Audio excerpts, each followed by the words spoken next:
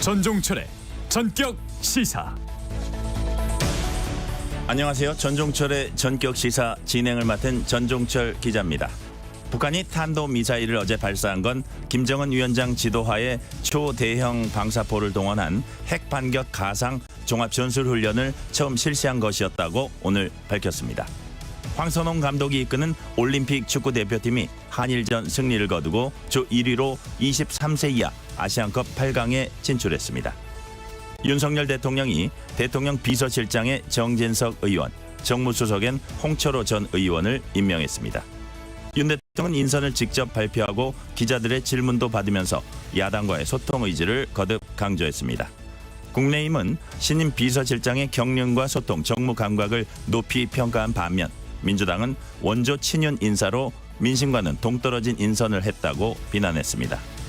오늘 방송에선 서울 용산에서 당선된 권영세 국민의힘 의원 그리고 충남 공주 부여 청양의 민주당 박수현 당선인과 함께 당면 정치 현안 짚어봅니다. 4월 23일 화요일 전종철의 전격 시사 출발합니다. 전종철의 전격 시사는 유튜브로도 실시간 방송합니다. 문자 참여는 짧은 문자 50원, 긴 문자 100원이 드는 샵 9730, 콩 어플은 무료입니다.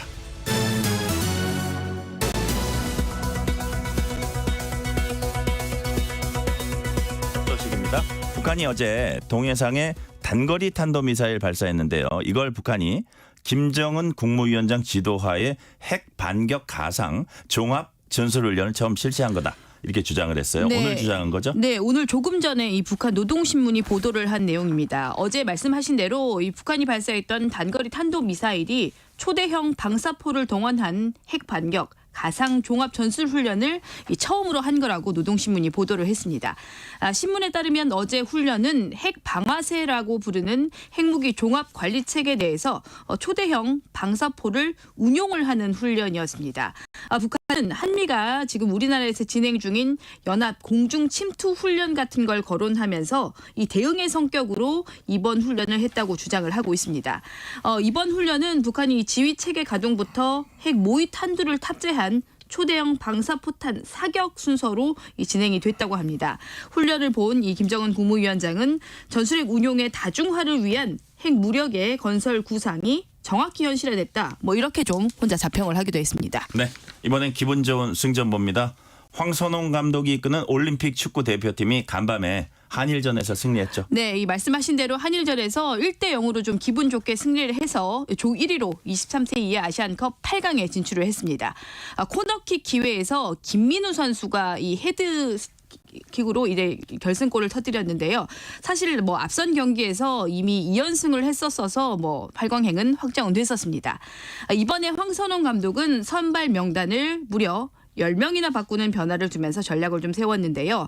그 전략이 뭐였냐면 이 5명의 수비를 좀 촘촘히 세워서 일본의 공세를 막아내는 거였고 결국 좀 성공을 했습니다. 김민우 선수의 결승골은 후반 30분에 이 이태석 선수가 찬 이 코너킥을 김민우 선수가 머리로 받아서 선제골을 터뜨린 건데요. 특히 이 이태석 선수 지난 2002년 이 한일 월드컵 4강 신화의 주역이었던 이의룡 선수의 아들이라고도 합니다. 네. 다음 8강 상대가 신태용 감독이 이끄는 인도네시아 팀입니다. 한국인 감독끼리 맞대결을 펼치게 됐네요. 네, 이번에 좀 그렇게 됐습니다. 먼저 말씀드리면 사실 이번 대회 3위 이상이면은 파리 올림픽 본선에 직행을 할 수가 있습니다. 그래서 이번 8강 경기도 중요합니다. 말씀하신 대로 우리 대표팀은 이제 8강에서 이 신태용 감독이 이끄는 인도네시아 팀과 맞붙게 됩니다. 사실 이 동남아 축구의 변방이라고 해도 과언이 아닌데 인도네시아 팀은 지금 신태용 감독 부임 이후에 역사상 처음으로 아시안컵 16강 진출을 이뤄냈는데 이후에 이 8강까지 올라오는 지금 기세를 내뿜고 있습니다. 그래서 지금 인도네시아 팀이 말 그대로 좀 난리가 났다라고 하는데요. 신태용 매직이다라고까지 하면서 분위기가 좀 많이 상승세라고 합니다. 이번 8강 경기에서 황선홍, 신태용 이 우리 지도자 간의 맞대결도 역시 관심사이기도 합니다. 네. 간밤에 들어온 속보입니다. 타이완 화롄현 인근 해역에서 규모 6.0 이상의 강진이 잇따라 발생했다고요. 네, 최근에 좀 타이완 일대에서 강진이 좀 계속 발생을 하고 있는데요. 어제에 이어서 오늘에도 이 새벽까지 좀 지진이 이어졌습니다. 기상청은 현지 시각으로 오늘 새벽 2시 26분에 타이완 화롄현 남쪽 29km 해역에서 규모 6.0의 지진이 발생했다고 외국 관측 기관 등을 인용해서 전했습니다. 이 지진 후에 6분 뒤에도 규모 6.3의 지진이 또 다른 지역에서 추가로 발생을 했습니다. 지진 피해 상황은 아직까지는 좀 알려지질 않고 있는데요. 수도 이 타이베이에서 이 건물 흔들림이 좀 느껴졌던 것으로 전해지고 있습니다. 이번 지진은 지난 3일에 발생했었던 이 규모 7.2 이 강진의 여진으로 분석이 되고 있습니다. 네. 윤석열 대통령이 신임 대통령 비서실장인 5선 중진인 정진석 의원을 그리고 새 정무수석에는 홍철호 전 의원을 임명했어요. 네, 이 윤석열 대통령이 총선 이 참패 이후에 인적 쇄신을 예고한 지 11일 만에 인사를 발표를 했습니다. 말씀하신 대로 신임 비서실장에는 국민의힘 정진석 의원을 임명을 했습니다. 현 정부 들어서 첫 정치인 출신 비서실장인데요. 임명 이유에 대해서 윤 대통령은 야당과 또 시민사회와 원활하게 소통을 하면서 직무를 잘해줄 것으로 기대한다 이렇게 좀 설명을 했습니다. 정진석 신임 비서실장은 충청 지역 출신의 5선 중진 의원이죠. 이 검찰 출신인 이 윤 대통령을 정치권으로 발탁한 인물 중 한 명으로 좀 꼽히기도 합니다. 정 신임 비서실장은 대통령이 더 소통하고 통합할 수 있도록 국민 눈높이에서 보좌를 하겠다고 밝혔습니다. 또 이 신임 정무수석에는 기업가 출신의 이 재선 의원을 지낸 홍철호 전 의원이 낙점이 됐습니다. 윤 대통령은 홍철호 신임 정무수석이 자수성가한 기업인으로서 이 민생 현장의 목소리를 잘 경청할 사람이라고 발탁 이유를 설명을 했습니다. 관심을 모으고 있는 이 새 국무총리 인선은 시간이 좀 덜 걸릴 것이다 이렇게 윤 대통령이 밝히기도 했습니다. 윤 대통령이 인선 결과를 직접 발표했죠. 네, 어제 사실 인선 결과만큼이나 좀 눈길을 끌었던 모습인데요. 윤 대통령이 직접 인선 결과를 2번이나 발표를 했고 여기다가 기자들에게 직접 질문이 있습니까? 이렇게 물으면서 이 답변까지 했습니다. 이 오전에는 비서실장이 발표가 됐고 오후에는 이 정무수석이 발표가 됐는데 모두 윤 대통령이 직접 발표를 했고 뭐 개수가 좀 제한이 됐지만 말씀드린 대로 질문도 받았습니다. 윤 대통령이 언론의 공개 질문을 받은 건 지난 2022년 11월 이 출근길 문답, 이 문답이 중단된 지 1년 5개월 만이었습니다. 총선 참패 이후에 소통을 좀 강화하면서 조금 더 소통하겠다는 의미로 풀이가 되고 있습니다. 네. 빠르면 이번 주에 민주당 이재명 대표와의 회담이 열릴 수도 있습니다. 첫 정치인 출신 비서실장이 거의 임명되자마자 바로 시험대에 오르는 셈이죠. 예, 이렇게 상황이 됐습니다. 어제 이 윤석열 대통령의 비서실장 이 신임 발탁 배경도 야당과의 소통에 좀 중점을 뒀다 이런 상황을 감안해서 좀 설명을 했는데요. 이르면 좀 내일 이 24일에 있을 것으로 보이는 이재명 대표와의 회담에서 말씀하신 대로 바로 좀 시험대에 오르게 됐습니다. 특히 정진석 의원은 5선의 이 경험을 통해서 이 대야 관계가 특히 또 좀 원만한 것으로 전해지고 있기 때문에 이번에 좀 어떻게 회담을 풀어갈지 주목이 되고 있습니다. 특히나 이번 회동에서 좀 다뤄질 것으로 보이는 뭐 좀 그동안 정부 여당 기조와는 좀 차이가 있었던 뭐 전국민 25만 원 지급건이나 뭐 최상명 특검법 등에서 어떻게 좀 이 의견을 조율을 할지 좀 관심이 모아지고 있습니다. 윤 대통령은 일단 의제는 제한이 없이 이재명 대표와 대화를 나누겠다는 뜻을 밝히고 있습니다. 홍철호 정무수석은 이르면 오늘 이 대표 측과 만나서 이 회담을 위해서 사전 협의를 할 예정입니다. 이번 인선에 대한 야권 반응 어땠습니까? 네, 한마디로 말해서 민주당은 매우 실망스럽다 이런 반응을 내놓고 있습니다. 국민들이 국정 기조를 바꾸라면서 심판을 했는데 납득할 수가 없다는 거죠. 특히 정진석 신임 실장이 노무현 전 대통령에 대한 사자 명예훼손 혐의로 1심에서 실형받은 걸 거론하면서 국민 기준에 떨어지는 인사다라고까지 비판을 했습니다. 조국 혁신당은 식민지 콤플렉스에서 벗어나자 같은 이 과거 정 실장의 한일 관계 관련 발언 등을 문제를 삼기도 했습니다. 또 개혁신당 이준석 대표는 선거 실패에 책임져야 할 사람에게 상을 준 셈이라고 비판을 하기도 했습니다. 반면에 국민의힘은 그야말로 이 소통의 적임자라는 하겠다라고 하면서 민생과 또 개혁을 위해서 폭넓은 가교 역할을 할 것으로 기대된다라고 밝혀서 좀 정반대의 야권과는 정반대의 반응을 보였습니다. 네. 어제 국민의힘은 총선에서 험지에 출마했던 낙선자들이 모였습니다. 참패 원인에 대해 이래저래 쓴소리를 많이 쏟아냈다고 하는데 어떤 얘기들 나왔습니까? 네, 이 말 그대로 낙선자들이 이 참패 원인을 좀 팩트 폭격이라고 하죠. 말 그대로 좀 제대로 쏟아냈습니다. 예견된 참패였다면서 처음부터 이재명 조국 심판론, 2조 심판론이 잘못됐고 여기다가 중도층과 수도권 또 청년 표심까지 공략할 무기가 없었다라고 지적을 했습니다. 때문에 당장은 혁신형 비대위를 꾸리고 이 전당대회 규칙도 좀 바꾸자고 제안을 했습니다. 당선인들을 어제 또 만났던 윤재욱 대표 권한대행은 이 새로운 비대위를 구성을 하기로 결정을 했는데요. 다만 윤재욱 권한대행은 비대위원장을 좀 맡아달라는 당내 요구를 고사하고 새 비대위원장을 지명을 하기로 했습니다. 반면에 민주당은 총선 승리 분위기가 이어지고 있습니다. 더불어민주연합과 합당 절차에 착수했죠. 네, 이 민주당이 이 더불어민주연합과 합당을 의결을 했습니다. 민주당 원내대표 선거가 예정된 다음 달 3일 전에 이 합당 절차가 마쳐질 것으로 보입니다. 진보당 등 다른 당 출신 당선인 4명은 징계 출당 방식으로 기존 정당에 복귀를 하기로 했습니다. 또 연합정치시민회의 측의 이 당선인 2명은 내일쯤에 좀 향후 거취를 결정을 할 것으로 보이는데요. 이들이 만약에 민주당에 민주당에 소속이 되면 민주당은 이 22대 국회를 171석으로 시작을 하게 됩니다. 민주당은 또 국회의장과 원내대표 후보 선출을 위한 당내 선관위도 설치를 했습니다. 아무래도 사실 좀 총선에서 압승을 하면서 분위기가 좋다 보니까 경쟁이 좀 치열했기 때문으로 분석이 되는데요. 다음 국회를 위한 정비가 좀 착착 진행되고 있는 모습입니다. 우리나라 기술로 만든 3세대 고속열차 KTX 청룡이 공개됐습니다. 최고 속도가 시속 352km에 달한 국내에서 가장 빠른 고속열차라고 하는데요. 이렇게 되면 서울에서 부산까지 얼마나 걸립니까? 네, 이 열차로 가면은 2시간 10분대면은 가능하다고 합니다. 지금 2시간 지금 KTX가 대략 3시간 남짓 정도 되니까 약 1시간 정도가 또 더 빨라지는 셈입니다. 네. 다음 달인 5월에 첫 운행을 앞두고 있는데요. 어제 이 국민 시승단에게 첫 선을 좀 보였습니다. 말씀하신 대로 이번 KTX 청룡의 설계 속도는 시속 352km에 달합니다. 특히나 운행을 할 때도 최고 시속 320km로 운행이 가능해서 국내에서 가장 빠른 열차입니다. 또 이 열차의 특징인 게 별도의 기관차가 필요가 없습니다. 그래서 이 기관차로 있던 공간을 객실로 있을 수 있게 되니까 편당 좌석 수가 35% 정도 늘었다고 합니다. 이번 이 KTX 청룡 열차는 모두 16량이 도입이 돼서 경부선과 또 호남선에 나눠서 투입이 될 예정입니다. 코레일은 오는 2027년에는 이 열차 17편성을 새로 추가로 도입을 해서 수원과 인천발 이 신규 노선들로 운행을 좀 점차 확대를 한다는 계획입니다. 네, 오늘 여기까지 듣겠습니다. 우정화 기자 수고했습니다. 지금 시각 7시 33분입니다. 오늘 전국이 흐리겠습니다. 오늘 밤부터 내일 사이 전국적으로 비가 내릴 텐데요. 중부와 호남은 5에서 20mm, 영동, 영남, 제주 10에서 40mm로 동풍의 영향을 겹쳐받는 지역의 빗줄기가 조금 더 강하겠습니다.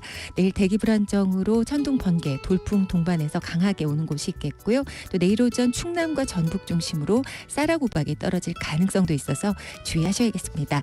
오늘 낮 기온은 역시 동서양상이 조금 갈립니다. 서울 25도 등 서쪽은 조금 덥겠습니다. 강릉은 16도로 기온이 낮겠고요. 대전, 전주 23도 등 15도에서 25도 분포가 되겠습니다. 내일은 바람 불고 기온이 뚝 떨어질 것으로 보입니다. 서울의 낮 기온이 17도에 머물겠습니다. 모레까지 동해안과 경상권 해안, 제주 해안에는 너울성 파도 주의하셔야겠고요. 오늘 아침까지는 일부 호남 지역을 중심으로 안개가 짙겠습니다. 지금 서울의 기온은 15도입니다. 날씨 정보였고요. 다음은 이 시각 교통 상황 알아보겠습니다. KBS 교통정보센터의 정현정 씨입니다. 네, 화요일 출근길입니다. 먼저 경부고속도로 서울 쪽인데요. 청주 휴게소에서는 고장난 차가 서 있고요. 달래내 거기에서 반포까지 밀리고 있습니다. 반대 부산 쪽으로는 잠원에서 서초, 신갈분기점에서 수원까지 천천히 가고요. 동탄분기점에서 막힙니다. 경인고속도로 서울 방향은 부천에서 신월까지 어렵고요. 영동고속도로 강릉 방향 서창분기점에서 월곶분기점까지 막히고 있습니다. 서울 양양고속도로 서울 방향은 인제 졸음쉼터에서 서석터널 사이 2차로 작업을 하고 있습니다. 한편 서울 시내는 강변북로 구리 쪽인데요. 서강대교에서 마포대교 사이 3차로는 고장난 차로 막혀 있습니다. 미리 다른 차로로 변경하시기 바랍니다. KBS 교통정보센터였습니다.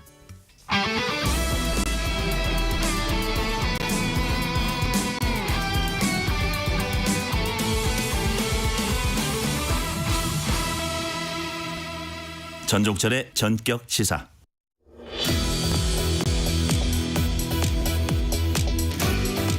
윤석열 대통령의 인적 개편 첫걸음이 될 대통령 비서실장에 국민의힘 5선인 정진석 의원이 낙점됐습니다. 여야에선 통합 인사다 아니다 엇갈린 반응을 내놨는데요. 관련 이슈를 포함한 정치 현안들 민주당 충남 공주 부여 청양 당선인인 박수현 전 청와대 국민소통수석 연결해서 말씀 나눠보겠습니다.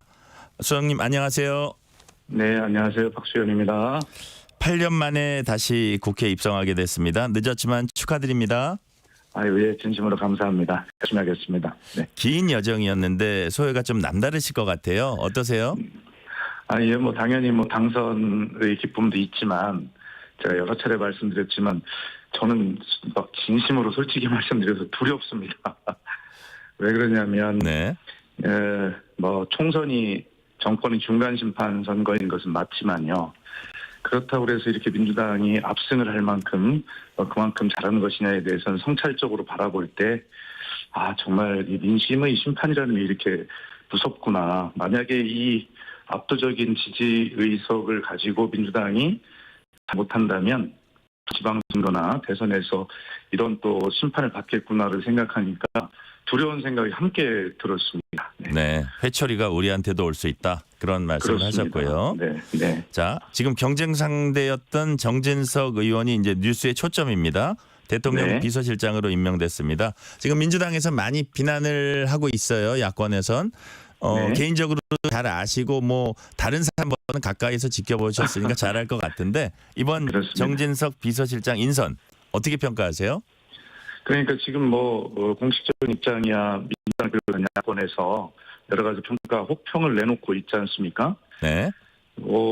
어쨌든 그런 평가를 받아도 정말 뭐 할 말이 없는 정도의 인사다 이렇게 생각을 하고요. 이게 지금 도대체가 윤석열 대통령의 인재풀이 뭐 어느 정도 어떻게 되는 것인지 굉장히 좀 걱정스럽습니다, 실제로. 그러나 그것은 뭐 당에서 이제 내는 공식 이제 평가는 평가대로 하더라도요. 뭐 제 입장에서 보면 기왕에 뭐 이게 국회나 다른 당이 반대한다고 해서 이 인사를 뒤집을 수 있는 건 아니지 않습니까? 네. 그렇다면 기왕에 하려면 이번 총선에서 이제 여러 가지 평가와 심판을 받았는데 그 과정을 절대 잊지 말고 이 민심을 대통령께 가감없이 전달하는 그런 역할을 잘 해주길 바란다라고 하는 또 마음이 있는 것도 한편으로 있습니다. 예. 네네.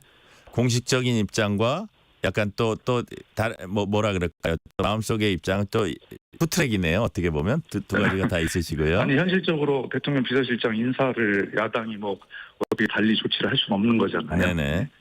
자, 그리고 두 분이 이제 선거에서 경쟁자셨잖아요. 네네. 뭐 사적으로 친분은 분명히 있을 겁니다. 그런 걸로 알고 있고요. 어떻게 축하 전화는 좀 하셨습니까? 아니 서로 이제 개인적 전화는 아직 못했어요. 아, 그러시구나. 네네. 그래서 이제 전화도 하고 해야 될 기회가 있겠죠. 네네. 그러나 서로 SNS로는 서로 여러 가지 입장들을 다 이야기를 했어요. 예. 네네. 아까 이제 뭐 그 인선 자체에 대해서는 그렇게 이제 어떻게 박한 평가가 지금 야당에서 나오고 있는데, 자 대통령실 설명은 뭐냐면요, 원만한 설득과 소통을 위한 인선이다. 요 부분에 대해서는 어떻게 뭐 잘할 거라고 보세요? 어떻게 평가하세요? 그러니까 이제 그 선거 기간 중에 정진석 지금 비서실장이죠. 네네. 그래서 야당을 상대로 하신 말씀이 대통령 탄핵 세력, 그다음에 헌정 중단 시도 세력 뭐 이렇게 표현을 하셨어요. 네.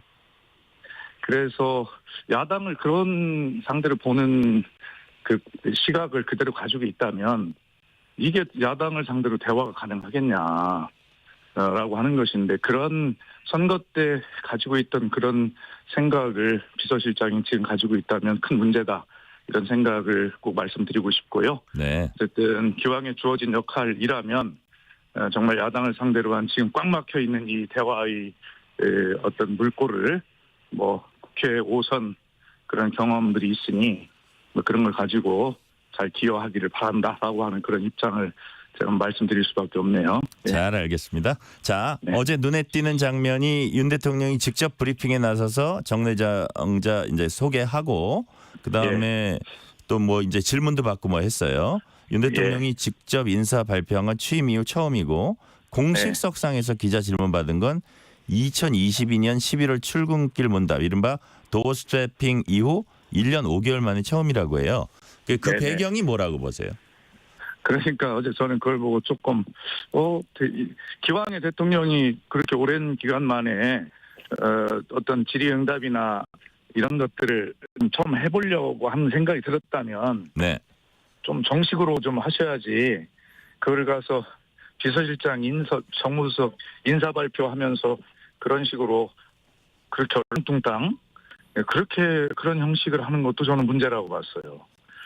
그래서 기왕에 도어 스태핑을 재개를 하든가 아니면 기자회견이나 브리핑 이런 것들을 좀 재개하든가 하려면 좀 정식으로 국민께 좀 그동안의 총선 결과에 대해서 대통령이 직접 뭐 사과도 하시고 그다음에 앞으로는 이런 식으로 대화를 재개하겠다라고 정식으로 말씀을 하시고 그렇게 하셨으면 좋았겠다는 생각인데, 갑자기 뜬금없이 나와서 비서실장 정무수석 인사를 대통령이 직접 발표하면서 뭐 질문 4개 받으셨다는데, 그리고 또 질문할 거 없으시죠? 또 이렇게 특유의 그 도어 스태핑 때처럼 그렇게 문제를 가볍게 대하시는 모습을 보고 이건 아니다 하는 생각이 들었어요. 그러나 기왕에 이것이 어떤 그 소통의 시작을 결심하셨다면 좀 앞에 잘못됐던 부분 정리할 거 정리하시고 앞으로 이렇게 하겠다라고 하는 국민을 대하는 태도를 좀 정식으로 달리하셨으면 좋겠다 하는 생각입니다. 영수회담이 지금 추진되고 있습니다. 아마 조만간 있을 것으로 보이는데요. 윤 대통령이 이재명 대표 입장 듣기 위해서 다양하게 이제 논의할 거다 뭐 이런 얘기도 했어요. 자, 지금 가장 역점 두는 게, 이재명 대표가 가장 역점 두는 게 25만 원 민생회복 지원금으로 알려졌습니다. 네. 과연 이 부분에 대해서 타협점을 찾을 수 있다고 보세요? 저는 그 부분에 대한 타협점 이전에 네. 대통령께서 결심하고 이야기하셔야 할 부분이 있어야 된다고 생각해요. 그건 21대 국회에서 지금 처리를 해야 하는데 처리가 안 되고 있는 부분, 이태원 참사 특별법, 최상병 특검법 있잖아요. 네. 이거 반드시 처리하겠다라고 그것이 출발점이 되고 나서, 그리고 나서 민생을 논의하고 서로 해야 야당도 뭐 대통령의 이야기를 듣든 뭘 협조를 하든 할 거 아니겠어요? 그런데 그런 어떤 지금 이번 총선에 심판이 되었던 그런 대상들에 대한 언급이 전혀 없이 무슨 뭐 22대 국회 잘 협조 부탁한다 뭐 이런 식의 어떤 대화만 이어가는 것은 저는 큰 의미가 없다고 생각합니다. 그래서 적어도 이번 영수회담의 가장 중요한 주제는 대통령의 국정운영 방향에 대한 전환의 진정성, 이것이 먼저 보여야 된다. 그렇게 생각하고 그것만 된다면 민생 주제가 안 풀려갈 게 뭐가 있겠습니까? 네. 자, 그렇다면 그런 견지에서 본다면 21대 국회를 정리하는 수순에서 22대 국회를 바라본다, 이런 취지로 말씀하셨는데, 그렇다면 저는 당연히 그렇습니다. 그렇다면 이번 의제도, 영수회담 의제도 네. 최상병 특검법 같은 게 들어가야 된다, 그런 취지로 제가 이해가 되는데요. 그럼요. 저는 당연히 그래야 된다고 생각해요. 그것이 총선에 나타난 민의 중 중요한 부분이거든요. 그것도. 예. 그래서 당연히 그것을 처리하고, 그런 22대 국회가 정말 국민이 바라시는 대로 민생과 이런 것들로 나아가기 위해서는 21대 국회에서 처리하지 못한 그런 어떤 국민적 분노와 의혹과 사회적 참사에 대한 그 국가의 태도를 명확히 하는 것, 그것이 당연한 것 아니겠습니까? 네네. 자, 그리고 이제 쇄신이라는 것, 그 다음에 또 달라진다는 것, 이건 인적 쇄신 부분이 되게 중요한 것 같아요. 일단 네. 대통령 비서실장은 기왕에 이제 임명이 됐고요. 국무총리 인선 이 부분이 과연 네. 그 야당의 뜻과 어느 정도 좀 합치라 그럴까요? 이렇게 논의가 될 수 있을지, 이게 지금 저 관심사인데 네. 어떻게 보세요? 이번 회동에서도 이런 부분이 좀 논의돼가지고 결론이 나올 수 있다고 보세요? 저는 그 박영선 국무총리와 양정철 비서실장 설이 한 2, 3일 뭐 들끓었잖아요. 네네. 그때 드린 말씀이 뭐냐면 이렇게 야당과의 어떤 뭐 거국 내각이나 뭐 그야말로 지금 말씀하신 대로 인적 쇄신을 하겠다는 진정성이 있다면 그렇게 그런 말들이 나오지 않도록 관리를 잘 했어야 되고, 실제로 야권 인사를 총리나 내각에 기용하고 싶은 생각이 있다면 이재명 대표와의 여야 영수회담 시에 그런 진정성을 설명하고 국회에서 민주당이 중심이 돼서 그런 인사들을 추천해 달라고 요청을 하시는 순서였어야 된다고 생각하고, 그것이 진정성뿐만이 아니라 국회 통과라고 하는 그런 측면에서 현실성도 담보가 되는 아니다, 이런 생각을 했거든요. 네네. 그래서 이것은 뭐 지금 제가 말씀드리기에는 좀 뭐 섣부르고요. 그래서 저는 윤석열 대통령의 여러 상상 속에 그런 야권 인사의 기용이라고 하는 그런 것들도 혹시 있다면 그것을 이재명 대표와의 영수회담을 통해서 진정성을 설명하고 야권에서, 국회에서, 민주당에서 그런 어떤 인사들을 좀 추천해 달라라고 하는 요청을 하는 그런 수순으로 이 문제를 풀어가기를 바란다는 말씀을 여러 차례 드린 바 있습니다. 그런 과정을 거쳐야 된다는 말씀이시고요. 반면에 뭐 민주당 내에서도 이런 또 의견도 있습니다. 홍익표 원내대표는 인사권은 대통령 고유 권한으로 민주당에서 총리 인선 언급하는 건 적절치 않다. 뭐 이런 얘기를 하는 분도 있네요. 아니 그러니까 지금 사회자께서도 네. 인적 쇄신이라는 걸 말씀하셨잖아요. 네네. 총선에 나타난 민심을 제대로 받들려면 쇄신을 해야죠. 쇄신의 출발은 어떤 인적 쇄신이 있을 겁니다.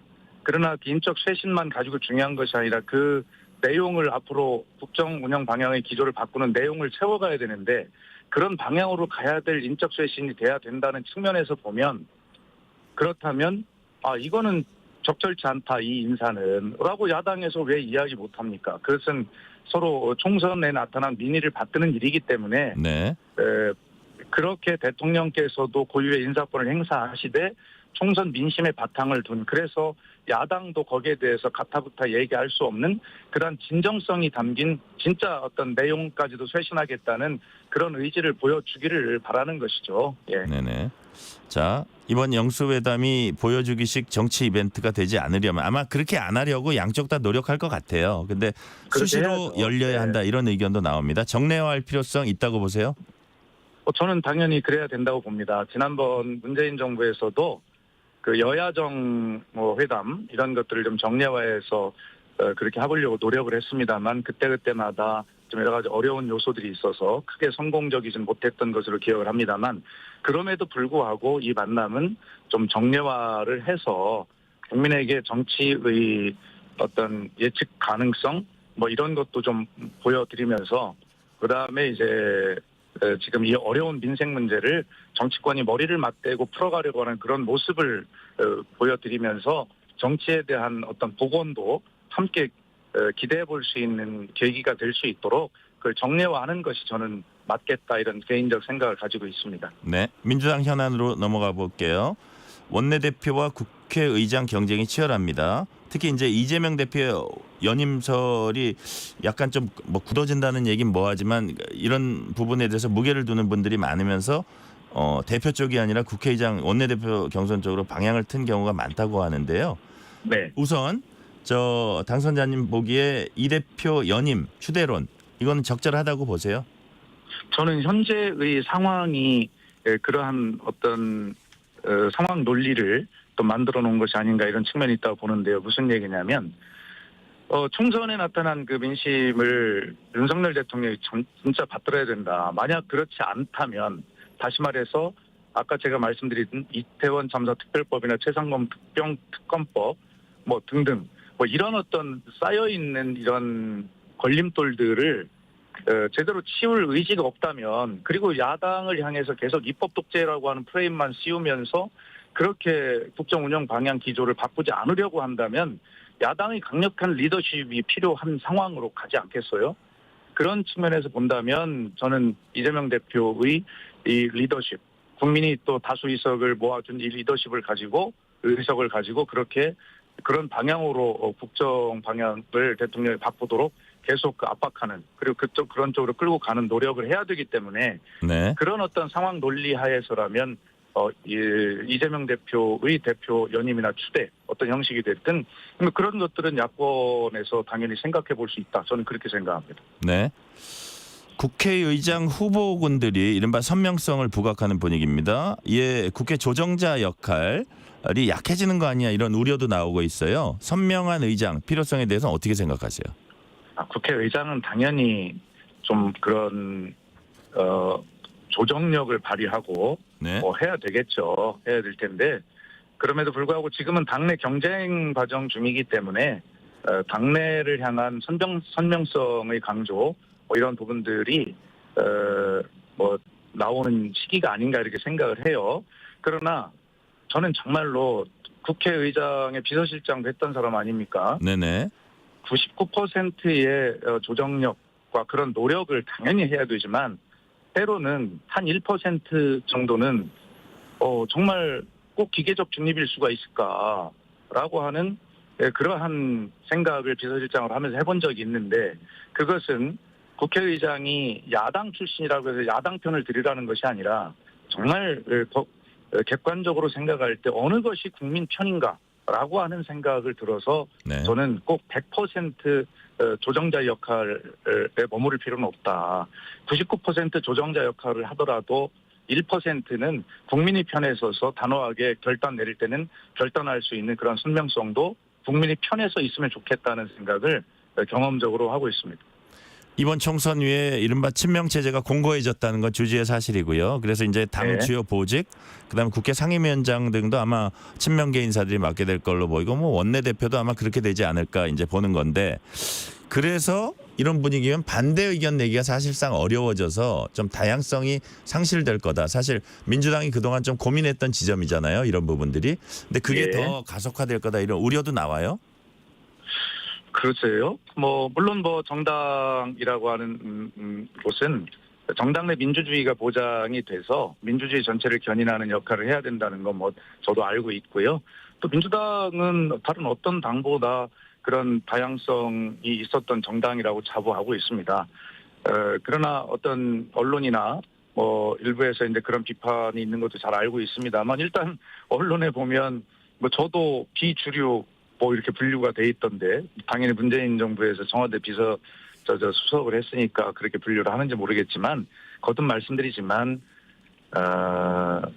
비명 친명 친문 이런 계파가 저는 우리 당내에 있나 이런 생각을 오랫동안 그런 계파가 없다라고 말씀드려왔고요. 오직 네네. 있다면 우리는 친민 민주당 편이고 국민의 편 이것만 있다라고 생각하고 일을 하면 저는 그런 계파 분류에서 크게 관계 없을 거다 그렇게 생각을 하고 있습니다. 네.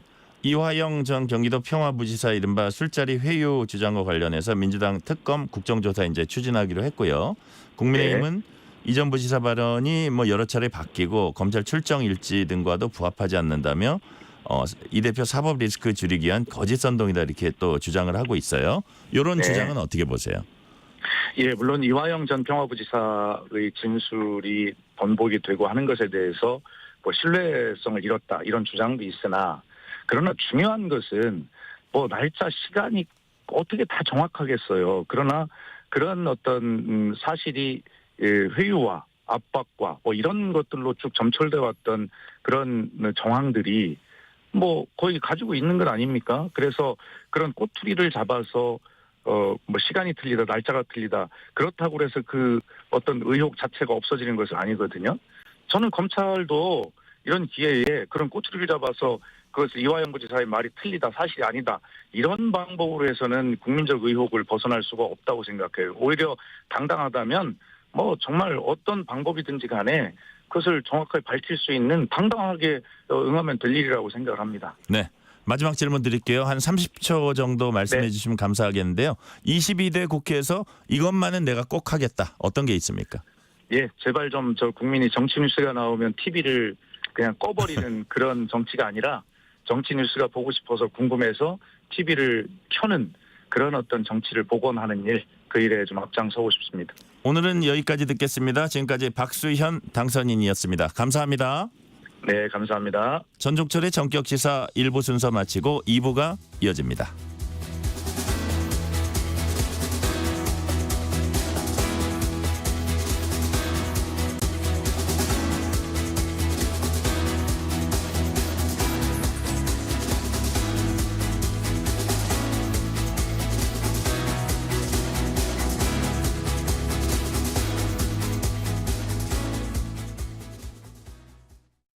국민 여러분, 병원에 가실 때 불편과 혼란을 줄이기 위해 다음 3가지를 부탁드립니다. 첫째, 가벼운 증상은 가까운 동네 병원을 이용해 주십시오. 대학병원은 중증 환자를 위한 곳입니다. 둘째, 인터넷에서 우리 지역 좋은 병원 찾기 서비스를 검색해 주십시오. 환자 맞춤형 병원을 찾을 수 있습니다. 셋째, 응급실 진료받는 순서는 의사의 판단에 맡겨 주십시오. 더 위급한 환자부터 진료하는 것이 응급실의 원칙입니다. 어려울 때일수록 서로 배려하는 마음이 필요합니다. 보건복지부에서 말씀드렸습니다. KBS 라디오 기후위기 대응 캠페인 지구를 네, 안녕하세요. 저는 다시입다 연구소의 프로젝트 매니저를 맡고 있는 박지원이라고 합니다. 패션 산업이 환경오염을 유발하는 산업 2위예요. 1위 산업이 석유화학 산업인데 2위 산업이라고 하면 굉장히 심각한 문제거든요. 어딘가에서는 옷이 쓰레기 산이 되어서 일상에서의 문제가 되고 질병을 유발하고 있어요. 아, 옷으로 인한 환경오염이 이렇게 심각하구나. 진짜 우리에게 직면한 문제구나라는 걸 좀 알게 되고 그 심각성을 점점 더 깨닫게 되는 것 같아요. 얼마 전에 저희가 행사를 했는데 모 기업의 행사 후기를 이렇게 전달을 해주셨는데 구내식당에서 자기 옷을 입고 걸어가는 분을 봤다는 거예요. 그래서 그 옷이 나에게는 필요 없는 옷이었지만 그 사람에게는 굉장히 잘 어울리고 예쁜 옷이라는 걸 알게 됐을 때 뿌듯하다 이런 말을 전달받았던 게 굉장히 저도 기뻤었고, 사실 뭐 소매가 트어지거나 아니면 기장이 안 맞거나 이런 것들은 직접 수선을 해서 더 오래 입을 수도 있잖아요. 그런 방법을 배우고 또 직접 수선을 해서 더 애착이 가는 옷이 됐다. 집에서 이제 버려지는 옷 없이 다 수선해서 입으려고 한다. 이런 말을 들었을 때도 굉장히 뿌듯한 것 같습니다. 여러분들은 옷 한 벌을 몇 번 입으실까요? 전 세계 평균적으로 옷 한 벌은 7번 입고 버려져요. 가진 옷을 오래 입는 것, 바꿔 입는 것, 수선해서 입는 것이 우리 일상 속에서 실천할 수 있는 환경 실천의 첫 걸음입니다. 여러분도 다시입다 연구소와 함께 하시면 좋겠습니다. 뜨거워지고 있는 지구. 지금 우리의 문제입니다. KBS 라디오 기후위기 대응 캠페인 지구를 지켜라 였습니다.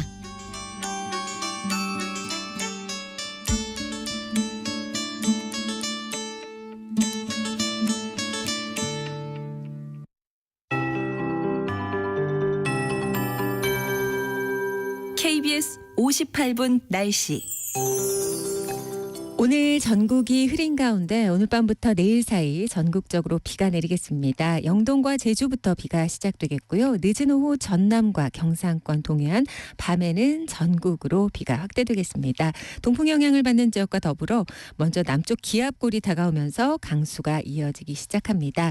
내일 새벽부터 낮 사이에는 중부지방에 한기가 남하하면서 대기 불안정이 더 심화되겠습니다. 천둥, 번개, 돌풍 동반에 강한 비가 쏟아지는 곳이 있겠고요. 내일 내일 오전 충남과 전북을 중심으로는 쌀아구박이 떨어지는 곳이 있겠습니다. 아무래도 동쪽과 남쪽, 영남과 제주, 영동 지역으로 10에서 40mm로 강수량이 조금 더 잡혀 있고요. 중부와 호남은 5에서 20mm 정도 내리겠습니다. 오늘은 경상권과 제주 중심으로 바람이 매우 강하겠고 내일은 전국적으로 바람이 강하게 불겠습니다. 오늘 낮까지는 서쪽을 중심으로 약간 덥겠습니다. 서울 25도의 낮 기온 예상되고 대전 전주 23도, 이에 비해 강릉은 16도에 머뭅니다. 전국적으로 15에서 25도가 되겠고요. 내일은 서울의 낮 기온이 17도로 기온도 떨어지고 바람도 불어 조금 서늘해지겠습니다. 남쪽과 동쪽 해상의 물결이 최대 4m로 높겠고요. 동해안 중심으로 너울이 높겠습니다. 지금 서울의 기온은 17.8도입니다. 강혜종입니다.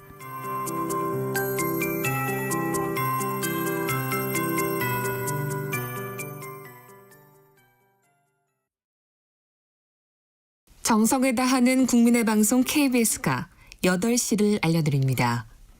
AM 711kHz, FM 97.3MHz, KBS 1라디오입니다.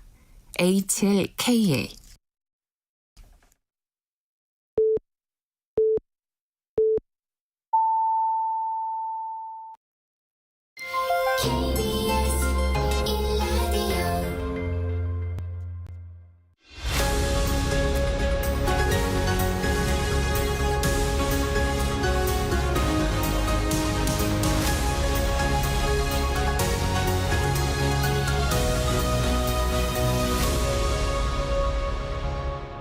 전종철의 전격 시사.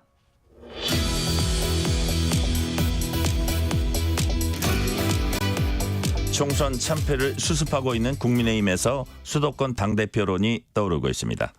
권영세, 나경원, 안철수, 윤상현 의원 등 이번 총선에서 승리한 수도권 중진 의원들이 주로 거론되고 있습니다. 오늘 권영세 국민의힘 의원 나오셨습니다. 어서 오세요. 예, 안녕하십니까. 권영세입니다. 총선이 2주 가까이 지났지만 늦게라도 축하드립니다. 예, 고맙습니다. 서울 용산에서 연거푸 당선되면서 5선고지에 오르셨습니다. 출구조사에서 약간 뒤지는 걸로 나왔는데 결국 승리했고요.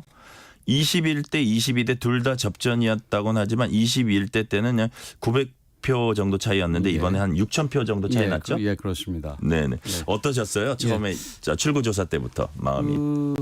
뭐 이게 좀 이렇게 롤러코스터 같은 면이 있었습니다. 뭐 선거 처음 시작할 때는 제가 조금 여유 있게 앞설 거라 예상이 됐는데 여러 가지 여당의 악재가 생기면서 이게 좀 내려갔지요. 그래서 박빙해서 심지어 이거 직전 여론조사 KBS에서 나온 건 제가 뭐 10% 가까이 지는 여론조사도 있었습니다. 그리고 출구조사에서 한 1% 지는 걸로 나왔는데 그 사실 출구조사가 국회의원 경우는 잘 안 맞더라고요. 제가 5번 선거에서 이겼는데 말씀하셨듯이 네네.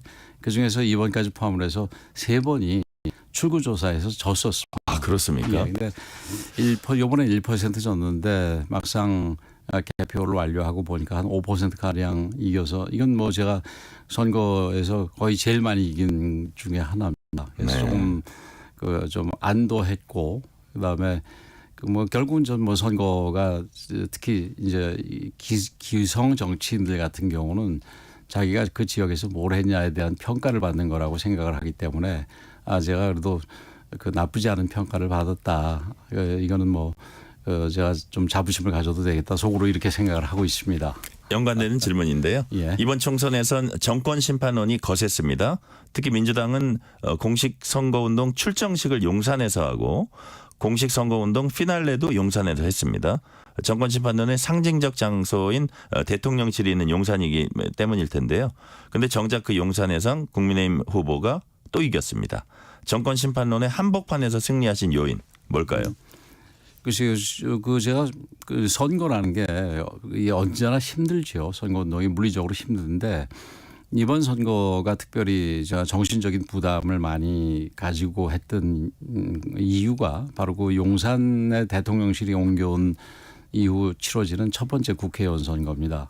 그래서 이게 정권 심판론에서 이 용산을 반드시 지킬 필요가 있겠다라는 생각 때문에 뭐 굉장히 사실 힘들고 더 열심히 했는데 뭐 결과적으로는 이겨서 다행입니다만은 뭐 여러 가지 이유가 있다고 생각을 합니다. 우선 이제 정권 심판론이 밖에서 그렇게 얘기를 하지만 그러니까 국회의원 선거는 뭐 후보가 한 명 있는 게 아니라 이 여러 명이 뭐 한 200 몇십 명이 있는 거 아니겠습니까? 그래서 각 지역별로 그 지역의 후보에 대한 평가 측면이 사실은 외부적인 것보다 더 강하다고 생각을 합니다. 그래서 방금 전에 말씀드렸듯이 그 제가 이 지역에서 지난 4년간 그 제가 용산 초선이다 이렇게 얘기를 하면서 이제 여러 가지 일을 해왔는데 거기에 대해서 그러니까 이 우리 용산 주민들께서 정권 심판보다 제가 지난 4년 동안에 한 내용에 대한 평가 그리고 앞으로 4년 동안 할 거에 대한 기대 이런 것들이 좀 더 컸던 게 아닌가 이렇게 생각을 합니다. 네. 용산군에 동이 여러 개 있잖아요. 동별로도 좀 골고루 득표하셨나요? 예. 우리가 16개 동이 있는데 보통은 그러니까 조금 더 많은 동에서 지고 또 적은 동에서 많이 이겨서 이제 승리를 하고 이런 거였었는데 이번에는 8개 동 지고 8개 동을 이겼습니다. 근데 그중에서 특히 의미 있다고 생각을 하는 게 그 이제 재작년에 이태원 참사가 있었던 이태원 1동, 2동 거기 두 동에서 모두 이겼다는 데 대해서 좀 의미를 두고 싶습니다. 물론 이태원동에 이태원 참사의 피해자들이 거주하시고 이런 건 아니지만 이태원 1동, 2동이 직접적으로 이 영향을 받는 곳이고 상권이 영향을 받는 곳이기 때문에 그 지역에서 어떤 평가를 내리실지에 대해서 사실 굉장히 걱정을 했었는데 그 뒤에 이태원 상권 부분에 대한 노력에 대해서는 긍정적으로 평가를 해 주신 것 같아서 뭐 굉장히 다행으로 생각을 합니다. 그러나 그 이태원 동과 직접 상관이 없는 이태원 희생자들에 대해서는 앞으로 뭐 이 법을 비롯해서 더 많은 노력들이 여야 할 것 없이 이루어져야 된다고 생각을 합니다. 네. 이번 총선에서 많은 국민의힘 후보들이 선거 공보물에서 대통령 사진을 빼는 그런 좀 분위기가 있었어요. 아마 정권 심판은 의식한 게 아닌가 싶은데 또 뭐 빨간 잠바보다는 하얀 잠바 입고 다니는 분들도 있었고. 근데 의원님께서는 끝까지 윤 대통령 사진을 실었다고 제가 들었거든요. 특별한 이유가 있었습니까? 뭐 그러니까 저는 뭐 원칙을 중시하는 사람이고 그래서 우선 공보물 같은 경우는 제가 판단을 받는 거기 때문에 거의 제 사진 위주로 가는데 제가 이 정부를 만드는데 좀 핵심적으로 관여했고 또 첫 통일부 장관으로 이 정부에 참여를 했기 때문에 그 관련한 사진이 하나 정도는 있어야 되겠다 생각을 해서 넣었고요. 뭐 색깔은 우리 당이 빨간색이니까 그냥 빨간색 입었습니다. 잘 알겠습니다. 국민의힘에서 수도권 당대표를 요구하는 목소리가 커지고 있습니다. 단도직입적으로 당권 도전하십니까? 아직 결정하지 않았습니다. 근데 지금 제가 어저께 우리 당선자 총회가 두 번째로 있었고 그 전에 이제 이번에 그 당선되지 못하신 분들 모임에서도 여러 가지 얘기가 나온 걸로 언론을 통해서 봤습니다만은 지금은 사실은 이 누가 그 우리 국민의힘을 이끌어가느냐도 중요하지만 우리 국민의힘이 이 민심으로부터 이렇게 처참하게 외면받은 상황에서 어떻게 해야 민심을 되돌릴 수 있는지 그런 부분 우리가 뭘 잘못했고 앞으로 어떤 부분을 개선해야 되는지 이런 부분에 대한 이 뭐라 그럴까요? 그 연구와 어떤 그래서 이 정답을 추출해서 그 방향으로 가는 거가 매우 중요할 것이다 이렇게 생각을 합니다. 네, 저도 뭐 정치부 기자를 오래 했으니까 의원님 말씀에서 아마 심각히 고려하고 계시다는 느낌은 지금 받았거든요. 자, 윤상현 의원은 192석을 야권에 갖다 바치고도 여당이 이렇게 한가할 수 있나? 당 지도부를 폭파하고 싶다. 이런 얘기를 했습니다. 총선 이후에도 절박함, 위기감이 별로 보이지 않는다는 지적 같아요. 동의하세요? 네, 이제 뭐 내부 한 분 한 분 만나보면은 굉장히 걱정들이 많고 그 고민들이 많습니다. 근데 그게 전체적으로 모였을 때 이제 그런 모습이 조금 덜 보이는 부분에 대해서 아주 준열한 지적이라고 생각을 합니다. 이게 모택동의 이 문화혁명 때 사령부를 폭파하라는 말을 인용을 했는데 어떤 그런 자세를 가지고 우리가 이 지도부 예산된다면은 우리 당원이라든지 우리 뭐 이 풀뿌리에서부터 시작해서 우리 국민의힘을 바꿀 필요가 있다. 뭐 이런 거를 지적한 거라고 보는데 일리 있는 얘기라고 생각을 합니다. 그렇죠.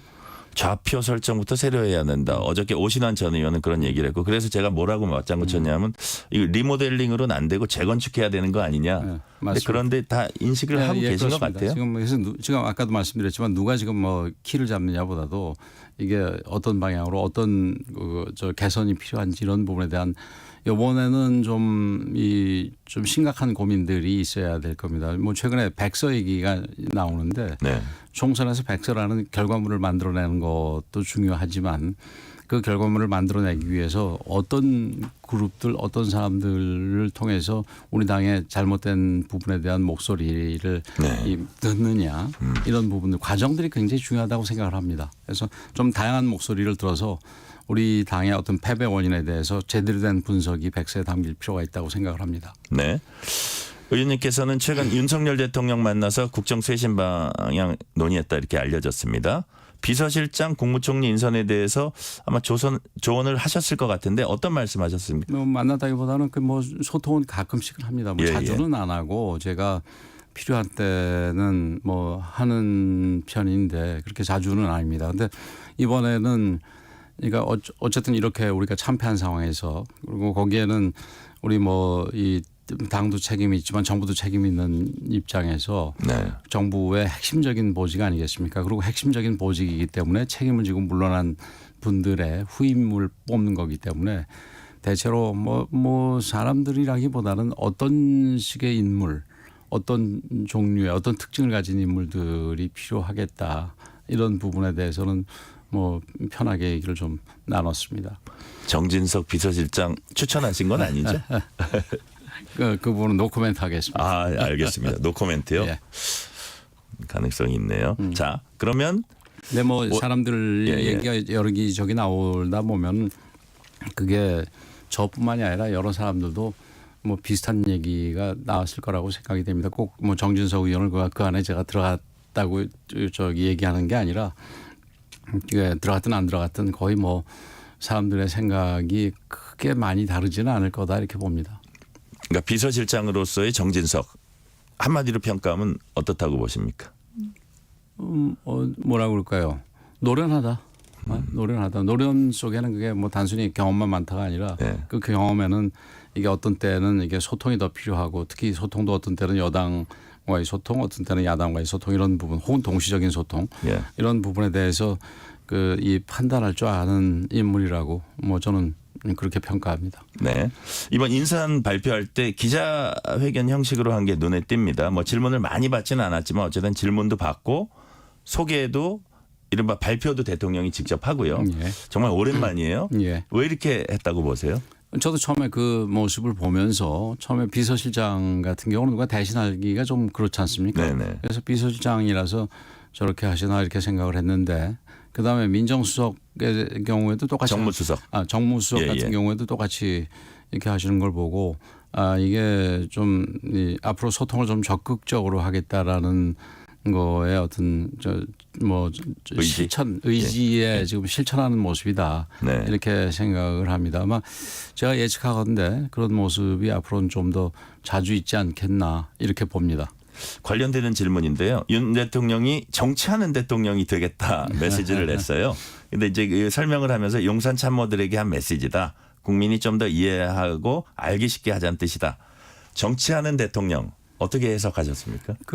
저는 그렇게 봅니다. 정치하면 우리가 사실 좀 부정적으로 생각을 네. 하지 않습니까? 그러나 그 정치를 저는 절대 부정적으로 생각할 게 아니고 그러니까 정책을 국민들 혹은 반대하는 사람들 뭐 찬성하는 사람들은 더 찬성하도록 만들고 반대하는 사람들은 반대를 줄이고 해서 그 실천해 나가는 과정이 정치라고 봅니다.